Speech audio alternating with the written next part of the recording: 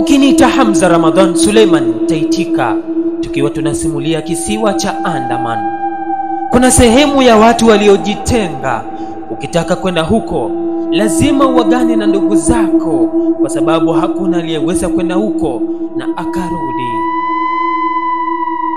Ni eneo la kuogofya zaidi duniani, eneo linalopatikana katika kisiwa cha Andaman nchini India. Huko huishi watu wa kabila la Sentinel pekee.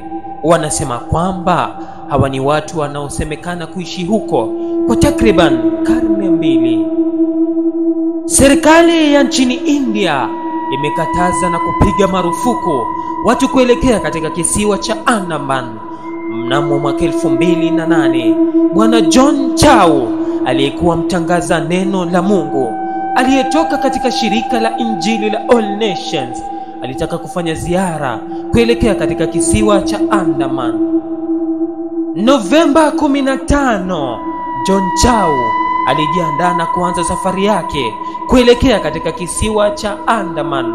Alipokaribia katika kisiwa hicho, alishambuliwa na kupigwa mikuki. Msimulizi wako Hamza Ramadhan.